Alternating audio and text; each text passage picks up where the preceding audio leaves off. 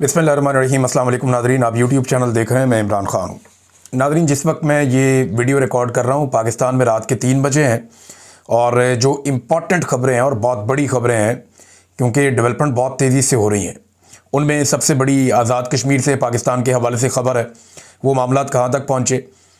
Number 2, एक बहुत बड़ी ख़बर जो है वो डोनाल्ड ट्रंप के कुछ इंकशाफात सामने आए और उसके बाद हमास का जवाब और फिर डोनाल्ड ट्रंप का फौरी तौर पे वापस जवाब, ये बहुत अहम है और इसमें पाकिस्तान का रोल बड़ा अजीब रहा, बहुत ही अजीब रहा, वो भी मैं आपको बताता हूँ। इसके अलावा एक और चीज़ है नादरीन के तरीके लब्बैक ने एक ऐलान कर दिया, जबकि भारत ने पाकिस्तान को दुनिया के नक्शे से मिटाने की धमकी इस वक्त दी है।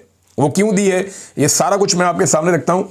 अभी जब मैं ये वीडियो रिकॉर्ड कर रहा हूँ तो कोहाला में पाकिस्तानी अवाम जो आज़ाद कश्मीर की है वो वहाँ बैठे हुए हैं और दूसरी जानिब मुज़ाकरात चल रहे हैं। ये मुज़ाकरात अभी चलते रहेंगे, ऐसा लगता है कि जल्दी ख़त्म होने वाले नहीं हैं क्योंकि बहुत सारी चीज़ें इसमें तय होनी है। नफ़रतें फैलाने वाले, गद्दारियों के सर्टिफिकेट्स बांटने वाले, वो तमाम अनासिर जो थे वो नाकाम हो गए। एस्टेब्लिशमेंट के जितने टाउट्स थे जिन्होंने बड़ी लंबी लंबी ज़बानें निकाली हुई थी, जो एस्टेब्लिशमेंट के दिए हुए इल्ज़ामात अंधाधुंध फेंक रहे थे, वो तमाम नाकाम हो गए हैं।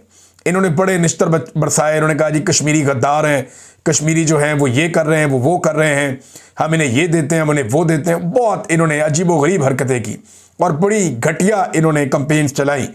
बल्कि ये भी फैसला किया गया कि यानी जो मैंने आपको ऑडियो एक सुनाई थी कि जनाब इस्लामाबाद में इनको मारो, कुटो, पकड़ो, इनको अंदर डालो, तो ये सारा कुछ किया गया। लेकिन इसके बावजूद ये सारे नाकाम हो गए और नाकाम हुए ये अवाम की ताकत के सामने। तो अवाम की ताकत जो है वो जीत गई और ये सारे नाकाम हो गए। अब एक के बाद एक सेशन हो रहे हैं और इन सेशन में एस्टेब्लिशमेंट से अप्रूवल भी लिए जा रहे हैं क्योंकि किसी सूरमा को ये जो है वो जुर्रत नहीं हुई कि वो आकर अवाम का सामना करे। वहाँ पे कोई सूरमा ऐसा नहीं था जो आकर अवाम का सामना करता।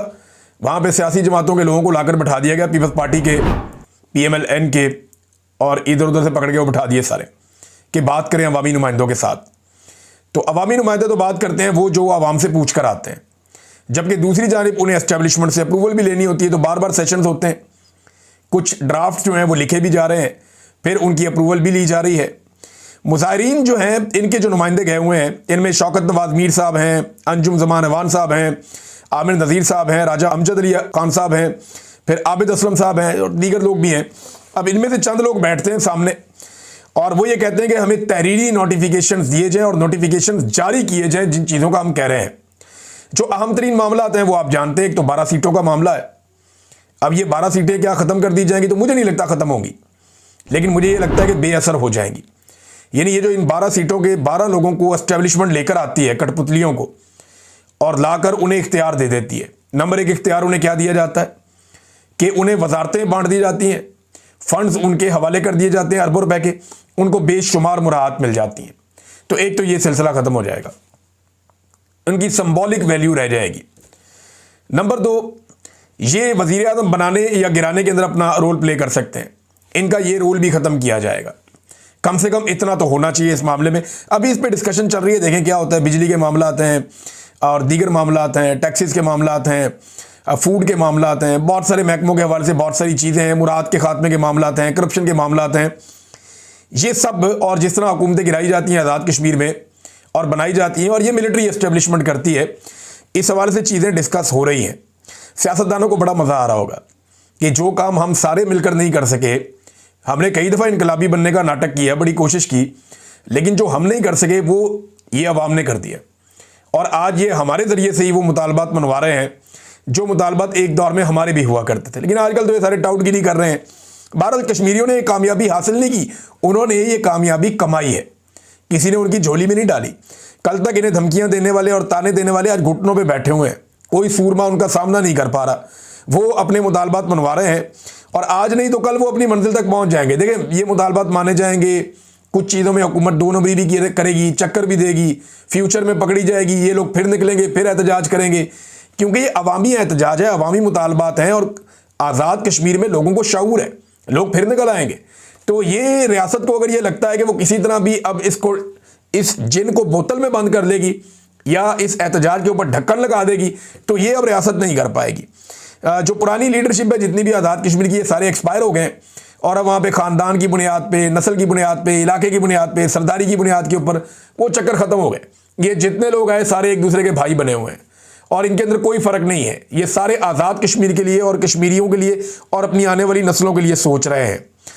अब नाज़रीन, जिस तरीके से इन्होंने कामयाबी हासिल की है, यही वो तरीका है जो इमरान खान साहब बार बार कहते थे। एक चीज़ और ध्यान में रखिएगा कि धोखे का इम्कान हमेशा रहता है। इन्हें पहले भी धोखा दिया गया।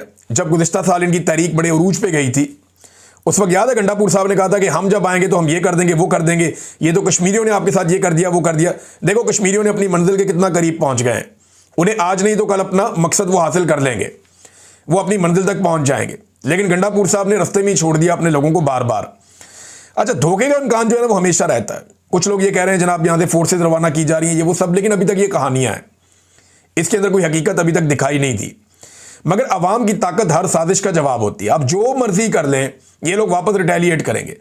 और एस्टेब्लिशमेंट की गलत पॉलिसियों ने आज पाकिस्तान को वहां खड़ा कर दिया कि भारत जैसा मुल्क जो मकबूजा कश्मीर में इतना जुल्म करता है, इतना जबर करता है, इतनी फस्तायत करता है, वो जनाब पाकिस्तान को धमकियां लगा रहा है। और वो पाकिस्तान को कह रहा है कि जनाब ये जो पाकिस्तान को इंसानी हकूक़ की खिलाफ वर्जियों पर जवाबदेह ठहराया जाना चाहिए। अब इंडिया की जानिब से, ये बीबीसी पे खबर आई है, अब ये इंडिया की जानिब से पाकिस्तान को ये धमकियां लगाई जा रही हैं कि हम ये मामला उठाएंगे। इंडियन वजारत खारजा के तर्जुमान रणधीर जसवाल का कहना है कि इंडिया की पाकिस्तान के ज़ेर कब्ज़ा कश्मीर में होने वाले एहतजाज पर नज़र है और हम पाकिस्तान के ज़ेर कब्ज़ा जम्मू और कश्मीर के कई इलाकों में मुजाहिरीन की रिपोर्टें देख रहे हैं जिनमें मासूम शहरियों पर पाकिस्तानी फोर्सेज के मुजालिम भी शामिल हैं, तो हम इंटरनेशनली आवाज़ उठाएंगे, ये हम कहा करते थे। लेकिन पाकिस्तानी मिलिट्री एस्टेब्लिशमेंट की जो सोच है, मोटी खोपड़ी है ना, इन्होंने वो काम कर दिया जो आज तक किसी ने नहीं किया। वो काम कर दिया कि भारत जैसे दुश्मन को, जिसने हमेशा कमजोर पिच के ऊपर वो रहा, जिसने हमेशा कश्मीरियों के साथ जुल्म किया, जबर किया, फसायत की, और एक इंटरनेशनली पाकिस्तान का बड़ा मजबूत मुकदमा था। भारत ने जो हमेशा एक कमजोरी का भारत को सामना था आलमी सतह पे, लेकिन पाकिस्तान ने या पाकिस्तान की रियासत को चलाने वाली मिलिट्री एस्टेब्लिशमेंट ने ऐसी भोंगियां मारी और ऐसी हरकतें की कि आज पाकिस्तान को इस वुल्नरेबल सिचुएशन में लाकर खड़ा कर दिया है। अफसोस है। चले, कश्मीरियों ने तो अपने हक के लिए बड़ी ज़बरदस्त लड़ाई की। अब ज़रा आ जाए पाकिस्तान पे। क्या जैसे कश्मीरियों ने अपना हक ले लिया, ऐसे पाकिस्तान भी अपना हक ले पाएगा, या पाकिस्तानी शहरी भी अपना हक ले पाएंगे? कश्मीरियों के साथ तो उतना जुल्म नहीं हुआ जितना पाकिस्तानियों के साथ जुल्म हुआ। पाकिस्तानियों को जो गिरफ्तार किया गया, कश्मीरी तो वो सोच भी नहीं सकते जितनी गिरफ्तारियां पाकिस्तानियों की हुई हैं, और बड़ी तबाहकुन गिरफ्तारियां हुई हैं पाकिस्तानियों की, खासतौर पे पाकिस्तान तहरीक इंसाफ के लोगों की, खवातीन की।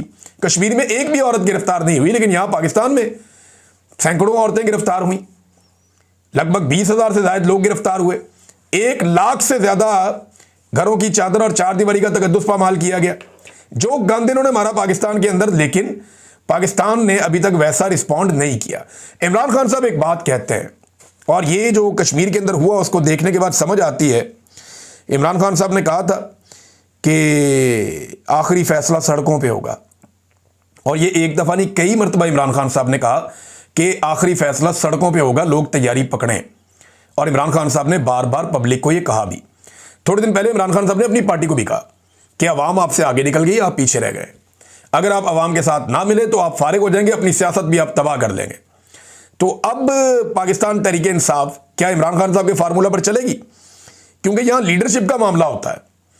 यहां पे जो मामला है वो पब्लिक का नहीं होता, पब्लिक तो निकल आती है, लेकिन देखें ना, आज़ाद कश्मीर की लीडरशिप ने किसी जगह पे कोई चाय का वक्फा नहीं किया, वो किसी अच्छी सी जगह पे जाके बैठ नहीं गए। उनकी जो छोटी मोटी लीडरशिप है वो कहीं पे पुलिस के खौफ से छुप नहीं गई, किसी जगह पे वो पहाड़ियां क्रॉस नहीं करते रहे, कोई दौड़ नहीं गया, भाग नहीं गया, वो अपनी अपनी जगह पे डटे रहे, उन्होंने अपनी जगह नहीं छोड़ी। और फिर उन्होंने वो कामयाबी हासिल की कि पूरे सिस्टम को, पूरी रियासत को, जिनके पास बहुत ताकत है, उन्हें वो लेकर आए उस जगह पे थोड़ी तादाद होने के बावजूद जहां पे वो लाना चाह रहे थे, और बैठ के बात कर रहे हैं। कोई चाय पानी के वक्फे में भी नहीं गया, जो था वो लोगों के बीच में ही था। तो ऐसा ही था। बहरहाल इमरान खान साहब ने कहा था कि आखिरी फैसला सड़कों पर होगा। अब इमरान खान साहब कहते हैं कि जिस दिन पाकिस्तान अपना आईनी और जमहूरी हक के लिए बाहर आ गया, आईनी और जमहूरी हक है ना, एस्टेब्लिशमेंट ने कब्जा किया हुआ है पाकिस्तान के निज़ाम के ऊपर, तो जिस दिन पाकिस्तानी बाहर आ गए, ये निज़ाम घुटनों पर बैठकर उन्हें उनका हक वापस करेगा, ये बात तो तय है और ये होना है। जिस दिन पाकिस्तानी बाहर आए ना, तो ये एस्टेब्लिशमेंट और उनका पूरा निज़ाम घुटनों पर बैठ के पाकिस्तानियों को उनका हक वापस अदा करेगा। पाकिस्तानियों को थोड़ा टाइम निकालना पड़ेगा और ये काम करना पड़ेगा। कोई इतना बड़ा काम नहीं है, आपके सामने कश्मीरियों ने बहुत थोड़ी सी तादाद में निकलकर ये काम कर लिया है। अब नाज़रीन, डोनाल्ड ट्रंप और हमास के बीच में एकदम चीज़ें जो हैं वो तब्दील हो गई और आधे घंटे के अंदर हो गई। अभी जब मैं आपसे बात करूं तो इसके आधे घंटे के अंदर अंदर ये चीज़ें हुई हैं। सबसे पहले तो ट्रंप का एक स्टेटमेंट आया और ट्रंप ने मुसलमान मुल्कों को और ख़ास तौर पे पाकिस्तान को एक्सपोज करके रख दिया। ट्रंप ने बताया कि जनाब मेरी ये शराइत हैं और इनके ऊपर जो मुसलमान ममालिक हैं, चाहे वो अरब ममालिक हैं चाहे दूसरे हैं, ये सारे एग्री करके गए हैं और मेरी शराइत के ऊपर ये सारे मुत्तफिक हैं और दस्तखत हुए हैं बाकायदा। और अगर इसके ऊपर हमास राज़ी नहीं होता तो फिर हम जहन्नुम बना के रख देंगे, इतनी तबाही फैलाएंगे। ये धमकी भी साथ डोनाल्ड ट्रंप ने लगाई। अब हमास के बारे में डोनाल्ड ट्रंप की ये राय है और डोनाल्ड ट्रंप ने उस लेटर के अंदर जो तस्करा किया वो इसराइल के नुकसान का किया, जो फ़लस्तीनियों का नुकसान है उसका तस्करा नहीं किया। देखिए ना, जो इसराइल का टोटल नुकसान हुआ 7 तारीख को 2023 से, ये 7 अक्टूबर 2023 था जब ये इंसिडेंट हुआ था। हमास ने अटैक किया था इसराइल पे, एक जवाबी उनका बड़ा हमला था।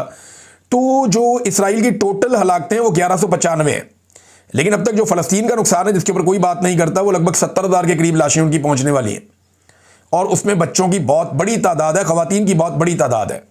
लोग वहाँ पे भूखे हैं, वहाँ पे इमदाद नहीं जाने दी जा रही, लोग बीमार हैं, वहाँ पे अद्वियात नहीं जाने दी जा रही, लोग पीने के पानी के लिए, हत्ता के खाने के लिए बहुत तरसते हैं, बहुत परेशान हैं, ग़िज़ाई किल्लत का शिकार है उनके बच्चे। ये जुल्म तो किसी खाते में लिया ही नहीं जा रहा, इसके बारे में बात ही नहीं की जा रही। लेकिन डोनाल्ड ट्रंप ने कहा कि जहन्नुम बना के रख देंगे, ऐसी तबाही फेरेंगे, अगर हमारी बात ना मानी गई हम इस तरीके से या उस तरीके से यहाँ पे अमन कायम करेंगे। अब ये जनाब डोनाल्ड ट्रंप ने कहा। दूसरी जानिब अमेरिका जो है वो हथियार भी प्रोवाइड कर रहा है इसराइल को। लेकिन एक बात उन्होंने कंफर्म कर दी, डार साहब ने कहा ना, डार साहब ये कहते हैं कि शहबाज शरीफ साहब ट्रैवल कर रहे थे, सफर कर रहे थे, लिहाजा शहबाज शरीफ साहब ने डोनाल्ड ट्रंप का मुसव्वदा देखे बगैर ही उनकी तारीफों के पुल बांध दिए। ये डार साहब की बात अगर सही मान ले तो पाकिस्तान का वज़ीर आज़म इंतहाई गैर जिम्मेदार आदमी है कि जिसने ये जाने बगैर कि उसने क्या कहा उसके ऊपर जनाब वो कर दिया। और उन्होंने कहा जी जो हमारे साथ बात हुई थी वो कुछ और थी और ये मुसव्वदा जो डोनाल्ड ट्रंप लेकर आए ये जाली है, ये वो है ही नहीं। ये डार साहब ने कह दिया। अभी अल जज़ीरा ने, दुनिया भर के अखबारात ने चला दिया। देखते हैं डोनाल्ड ट्रंप इसके ऊपर क्या रिएक्शन देता है। लेकिन देखें शहबाज शरीफ साहब के पास ऑप्शंस क्या हैं। अगर तो ये वो मुसव्वदा नहीं है तो जो मुसव्वदा डिस्कस हुआ था शहबाज शरीफ को चाहिए कि वो मंज़िल आम पर लेकर आए कि हमारे साथ ये बातें तय हुई थी और ये जो बातें आप कर रहे हैं तो नहीं हुई थी। या फिर वो अपनी वो ट्वीट जिसमें उन्होंने तारीफ़ें की थी वो डिलीट कर दें, वो भी डिलीट नहीं कर रहे। या फिर शहबाज शरीफ साहब ये डार वाली बात को दोहराएं और बताएं दुनिया को कि हमारे साथ जनाब ये बातें तय नहीं हुई थी, हमारे साथ कोई, अगर वो मुआहिदा नहीं दिखा सकते, खुफिया रखना है तो वो ये बता दें जनाब के डोनाल्ड ट्रंप के साथ जो हमारी बातचीत तय हुई थी वो ये नहीं थी। ये भी नहीं शहबाज शरीफ साहब कर रहे। तो तीनों में कोई ऑप्शन नहीं ले रहे क्योंकि ट्रंप को गलत कहने की जरूरत ये कभी नहीं कर पाएंगे। ये तो ट्रंप को वहां पे खुशामदे करके आए हैं। देखें ना, जो जूता मिलता है फौरन ये पॉलिश और ब्रश निकाल लेते हैं। भाई कुछ जूता ऐसा भी होता है जो सर पे पड़ जाता है, पॉलिश नहीं करनी होती उसकी। अब इमरान खान जैसे तो नहीं है कि ये डोनाल्ड ट्रंप को जवाब दें। याद है डोनाल्ड ट्रंप ने जब पाकिस्तान के बारे में बातचीत की थी तो इमरान खान साहब ने बाकायदा डोनाल्ड ट्रंप को टिका कर जवाब दिया था और उसके बाद जब इमरान खान की डोनाल्ड ट्रंप से मुलाकात हुई तो डोनाल्ड ट्रंप ने इसके बावजूद इमरान खान साहब की बड़ी इज्जत भी की थी। तो इमरान खान इतना जरूरतमंद आदमी था कि वो डोनाल्ड ट्रंप को भी साफ टिका कर जवाब दे सकता था और सोशल मीडिया पे देता था। लेकिन शहबाज शरीफ साहब जो है वो उस दिन से चुप करके बैठे हुए हैं, वो बात करने के लिए तैयार ही नहीं है। अच्छा नाज़रीन, एक चीज़ और, अभी ये जो हमास वाला और डोनाल्ड ट्रंप वाला है वो मैं थोड़ा यहाँ रोकता हूँ। एक चीज़ मैंने बड़ी ज़रूरी बतानी है आज़ाद कश्मीर में कि वहाँ पे इंटरनेट अभी नहीं खोला गया। उम्मीद है कि किसी नतीजे पे पहुँच जाएंगे दोनों फरीकैन और ये एहतजाज ख़त्म हो जाएगा पुरअमन तरीके से। लेकिन इंटरनेट अभी नहीं खुला क्योंकि पुलिस वालों की कुछ ऐसी मुतनाज़ वीडियोज़ हैं जो मुज़ाहिरीन ने बना ली थी। देखें उनकी बड़ी मार कुटाई, माफ़ी तलाफ़ी की वीडियोज़ हैं, तो इनको मत फैलाएं, मैं आपसे गुजारिश करता हूँ। यही काम सिक्योरिटी इदारे भी करते हैं, वो भी उठा के ले जाते हैं, कपड़े उतार के वीडियोस बना लेते हैं लोगों की। बेशुमार लोगों की उन्होंने वीडियोस बनाई हैं ऐसे, और इससे अवामी नफ़रत बढ़ जाती है। लिहाजा मेरी गुजारिश है कि नफ़रत कम करने की ज़रूरत है और अगर किसी के पास ऐसी कोई वीडियो है तो उसे बिल्कुल पोस्ट मत करें और जो भी इसे पोस्ट करे उसको रिपोर्ट करें, उसका बाइकआउट करें, उसको जो है वो आप अनफॉलो करें, उसको ब्लॉक करें, क्योंकि किसी की तज़हीक मकसद नहीं होना चाहिए, अपना हक लेना मकसद होना चाहिए। लिहाजा जो पुलिस वाले हैं ये रियासत की गलत पॉलिसी की भेंट चढ़े हैं ये आपके भाई हैं, ये आपके करीबी लोग, आपके अपने हमवतन हैं और ये उतने ही पाकिस्तानी हैं जितने हम हैं, लेकिन एस्टेब्लिशमेंट की गलत पॉलिसियों और चंद अफराद के मफादात के लिए ये बेचारे भेंट चढ़ गए और हमारी आपस में लड़ाई हुई है, किसी बार वाले से हम नहीं लड़े, लिहाजा तज़हीक से जो है वो गुरेज किया जाना चाहिए। अब आ जाए नाज़रीन, हमास ने जवाब क्या दिया डोनाल्ड ट्रंप का। हमास ने बड़ा समझदारी वाला जवाब दिया और डोनाल्ड ट्रंप को बांध लिया। हमास का जवाब अगर आप देखें तो आपको पता चलेगा कि वो कितने समझदार हैं। हमास ने कहा कि हम अरब इस्लामी और बैनुल-अक़वामी कोशिशों और अमरीकी सदर की इन कोशिशों की कदर करते हैं जिनमें गज़ा पर जंग के फौरी खात्मे, कैदियों के तबादले, इमदाद की फराहमी, इलाके पर कब्जे की मुखालफत और हमारे अवाम की बेदखली की मुखालफत की बात की गई है। हम इस बात का ऐलान करते हैं कि हम सदर ट्रंप की तजवीज़ में शामिल तबादले के फार्मूले के मुताबिक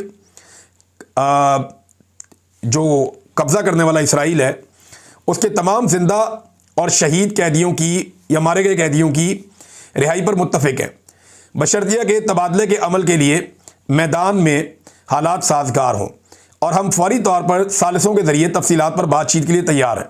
यानी हम कैदियों का तबादला करने के लिए रेडी हैं, लेकिन इसके लिए मुज़ाकरात होंगे और जो सालिस बीच में मौजूद हैं उनके ज़रिए से मुज़ाकरात होंगे। हम अपनी इस आमादगी को दोहराते हैं कि गज़ा की पट्टी की इंतज़ामिया को एक ऐसी फ़लस्तीनी जमात के हवाले करें जो आज़ाद अफराद पर मुश्तमिल हो, जो फ़लस्तीनी कौमी इत्तफ़ाक़ राय पर मबनी हो और जिसे अरब और इस्लामी हमायत हासिल हो। जहाँ तक गज़ा की पट्टी और मुस्तकबिल और फ़लस्तीनी अवाम के बुनियादी हकूक़ का ताल्लुक़ है, जैसा कि सदर ट्रंप की तजवीज़ में जिक्र किया गया है, ये एक जामे कौमी मौक़िफ़ से जुड़ा हुआ है और मुतल्लिक़ा बैनुल-अक़वामी क़वानीन और करारदादों की बुनियाद पर ज़ेर बहस आएगा। देखिए, वो ये कह रहे हैं कि ठीक है, हम जंगबंदी के लिए राज़ी हैं, हम कैदी भी छोड़ देते हैं और जो कैदी मर गए वो भी और जो जिंदा हैं वो भी हम आपको बता देते हैं और उनको हम छोड़ देते हैं, लेकिन इसके लिए उन्होंने चंद शराइत रख दी हैं। वो शराइत क्या हैं वो मैं आपको बता देता हूँ और वो चीज़ें जिनके ऊपर वो नहीं मान। नंबर 1, गज़ा का कब्ज़ा जो है वो ख़त्म किया जाएगा, ये हमास ने क्लियरली कह दिया कि इसका कब्ज़ा ख़त्म करें। नंबर 2, इसराइली फ़ौज गज़ा से वापस चली जाए, यहाँ से निकल जाए। नंबर 3, मुकम्मल जंग बंदी की जाए, यानी फौरी तौर पे बम्बिंग रोक दी जाए, इंसानी इमदाद को फ़ौरन बहाल किया जाए और हमारे लोगों की जो खाना बदोशी या उनकी जो नकल मकानी है उसको रोका जाए। हमारे लोग यहाँ से ज़बरदस्ती नहीं निकाले जाने चाहिए। अच्छा, अब ये शराइत क्या इसराइल कबूल करेगा? मुझे नहीं लगता वो कबूल करेगा। इसराइल ये चाहता है कि वो यहाँ पर मौजूद रहे और अपने फ़ौजी का इनखला, वहाँ से फ़ौजियों का इनखला गज़ा से ना हो। अब इसके ऊपर मुज़ाकरात होने, लेकिन ट्रंप ने फौरी तौर पर कह दिया कि इसराइल बमबारी रोक दे और बमबारी रोककर कैदियों की जो रिहाई है उसका बंदोबस्त करे और ये उनकी प्रायोरिटी है। वो ये चाहते हैं कि कैदी फौरी तौर पे छुड़वाए जाएं, लेकिन कैदी छुड़वाने के लिए भी हमास को कुछ गारंटियां चाहिए होंगी और वो गारंटीज हमास लेगा किससे? अरब इस्लामी ममालिक से। यानी ये इस्लामी ममालिक से बात करेंगे, अरब ममालिक से बात करेंगे कि जनाब आप गारंटी करते हैं, कुछ यूरोपीय ममालिक को बीच में डालेंगे। जब गारंटी हो जाएगी यूनाइटेड नेशन की मौजूदगी में तो फिर वो कहेगा ठीक है जी, ये कैदियों को मैं छोड़ रहा हूं, आप भी हमारे कैदी छोड़ दें और यहां से इसराइली फोर्सेस को निकाल दें, वो गज़ा को छोड़कर चले जाए। अब डोनाल्ड ट्रंप ने तो कह दिया जनाब बमबारी फौरी तौर पर बंद की जाए और इसको एक डेवलपमेंट के तौर पर डोनाल्ड ट्रंप ने लिया है और पॉजिटिव ये है कि डोनाल्ड ट्रंप ने कहा कि ठीक है बमबारी रोकें, कैदियों को छुड़वाएं, लेकिन जो शराइत है ना उनके ऊपर अगर आप गौर करें ना तो बड़ी टेक्निकल है। अच्छा, हथियार डालने के हवाले से भी हमास ने कोई ऐसी गारंटी नहीं दी। उन्होंने कहा जी कि हमास एक कौमी आज़ादी की तहरीक है और किसी भी दहशतगर्दी की तारीफ इन पर लागू ही नहीं होती। दहशतगर्द तो ये है नहीं और जिसमें मुज़ाहमत और आज़ादी का जुर्म शुमार किया जाए ना कि ये कोई दहशतगर्द नहीं। उन्होंने कहा जी हमास का हथियार सिर्फ काबिज कुव्वत के खिलाफ मज़ामत के लिए है, यानी इसराइल कब्जा करता है उसके खिलाफ मज़ामत करते हैं और वैसे हमारे हथियार की कोई हैसियत नहीं है। और अगर कब्जा ख़त्म होकर फ़लस्तीन खुद हुक्मरानी कायम कर ले, यानी फ़लस्तीन के अंदर एक ऐसी हुकूमत बन जाए जो आज़ाद हो, तो फिर मज़ामत के नाम पर हथियार रखने की ज़रूरत हमारी ख़त्म हो जाएगी। फिर हमें हथियार रखने की ज़रूरत ही नहीं है। हम हथियार जो हुकूमत आएगी यहाँ पे फ़लस्तीनियों की, हम उन्हें हथियार दे देंगे, वो जाने और हथियार जाने। हमने तो हथियार इसलिए रखे हुए हैं कि क्योंकि हमारे ऊपर कब्जा हो गया, जब कब्जा खत्म हो गया तो हथियारों की जरूरत नहीं है। ये हमास ने कहा। एक और चीज जो हमास ने कही, इन्हें कोई भी ऐसी हुकूमत कबूल नहीं होगी जो गैर मुल्कियों की हो। वो ये कहते हैं कि फ़लस्तीनियों की हुकूमत बनाई जाए जिससे अरबों की और मुसलमानों की या इस्लामी ममालिक की हमायत हासिल हो, एक ऐसी हुकूमत बनाई जाए। अब वो जैसे डोनाल्ड ट्रंप कहते हैं कि मैं सरबराह बनूंगा या टॉनी ब्लेयर उसके अंदर एक बड़ा रोल प्ले करेंगे या कुछ और लोग शामिल किए जाएंगे, वो उसमें नहीं मान रहे। वो ये कह रहे हैं जी उसकी ज़रूरत नहीं, वो गैर ज़रूरी है। ये फ़लस्तीनी टेक्नोक्रेट्स के ऊपर आप एक हुकूमत बना दें जो अवाम को काबिल कबूल हो, अरबों को काबिल कबूल हो और मुसलमान ममालिक को काबिल कबूल हो, और जब यहाँ से इसराइल निकल कर चला जाएगा ख़तरात ख़त्म हो जाएंगे, हम हथियार भी डाल देंगे और इन शराइत के ऊपर हम कैदी भी छोड़ने को तैयार हैं। ये हमास ने बड़ा स्मार्ट मूव किया और इसको सराहा जा रहा है। कतर ने, मिस्र ने फ़ौरी तौर पे इसके ऊपर रद्दमल दिया और उन्होंने कहा जी कि ठीक है, बिल्कुल ठीक है, ये बड़ी पॉजिटिव चीज़ है और मुज़ाकरात को यकीनी बनाने के लिए उन्होंने कहा जी हम इक़दामात कर रहे हैं। नाज़रीन, तहरीक लब्बैक बहुत लेट हो गई। उन्होंने एहतजाज का ऐलान किया कि अमरीकी एम्बेसी तक वो एहतजाज करने के लिए जाएंगे, लेकिन अगले जुम्मे का टाइम उन्होंने दे दिया। कल जुम्मा था, अब जो जुम्मा आएगा तब तक का उन्होंने टाइम दिया है। अब देखते हैं कि तब तक हालात ये रहते हैं, जंगबंदी हो जाती है, मामला कहाँ पहुँचता है।